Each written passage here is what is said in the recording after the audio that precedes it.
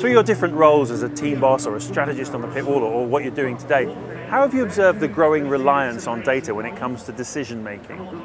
Well, I'm quite an old-fashioned engineer. I mean, I started my apprenticeship in the early 70s.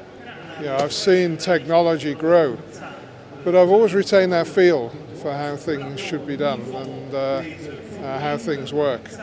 And it's sometimes surprising you can get swamped with the data and lose sight of the big picture. And I guess one of my skills in the roles I've had is to just take a step back and look at the whole thing and say it doesn't feel right. Now, that's not to ignore data, but to help educate me and help to evolve my opinions, to help to evolve the way I think about things. But never be afraid to challenge. I've lost count the number of times I've seen some data from a car and I said, that doesn't seem right. And the engineer will go away, and fair percentage time there's been a problem. But to a lot of engineers, they'll just look at the data and trust it. And that's a dangerous thing to do. You must always have a feel for where things should be. In a sport that relies on split-second decisions, where's the balance to be struck between gut instinct and waiting for the data to tell you what to do?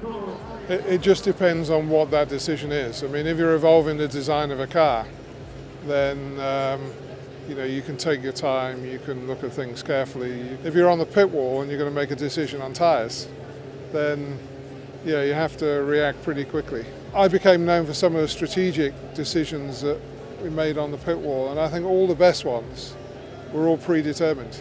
They looked like it was a great inspirational decision, but that was pretty rare. Most of the time there were several scenarios. So that was gut? All pre-worked out, all predetermined, all modelled, all simulated. You had to pick which one you thought was appropriate, but then you picked it and you stuck with it. Because one thing I did learn is mixing models during a race was definitely a disaster. If you didn't stick to your path, when you decided where you were going to go, then you could run into trouble. Because the famous one, well, there are many famous ones, but that one in '98 in Hungary, where you switched Michael onto a three-stop strategy, asking him to find like 20 seconds in 19 laps or something. I mean, had you predetermined that one, or did that one? No, we had. And Luca Baldessari, who was my strategist, sat quietly with me because he didn't want to talk about it in a big meeting because he wasn't sure. He said, three stops actually is pretty exciting. And when we were blocked, we were stuck, couldn't go anywhere, could see there was some empty track we could fall into, and everything fell into place. But it had all been worked out beforehand. It wasn't an inspirational decision on the pit wall.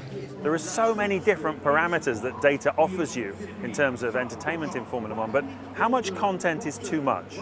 It's a very good question, and one that we're exploring at the moment. And that's why I think the multi-layered approach is very appealing, because the fan can go as deeply into it as he wants to.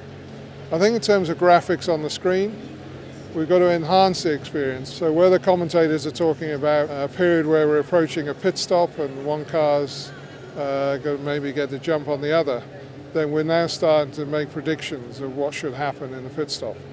And again, that's something which people have different opinions on. Some people feel there should be the mystery of what goes on. I think the majority feel it enhances it, because it can still go wrong. The driver makes a mistake, the pit crew make a mistake, and then you really know that that guy should have come out in front, but he hasn't because that guy made a mistake on the tyre change.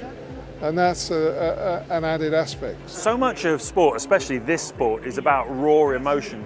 Is that something that's at risk of being blunted by too much data, do you think?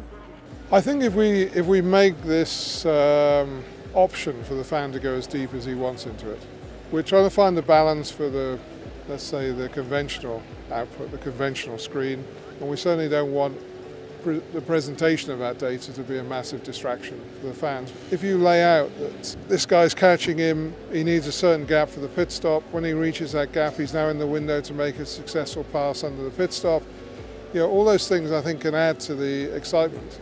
And again, if a mistake's made in that process, you realise he's dropped back and but seeing two cars race 20 seconds apart, unless you have that information, is not very exciting.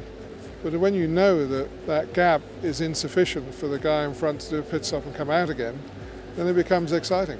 And that's what we experienced on the pit wall. We can see the whole race, even when cars are 20 or 40 seconds apart.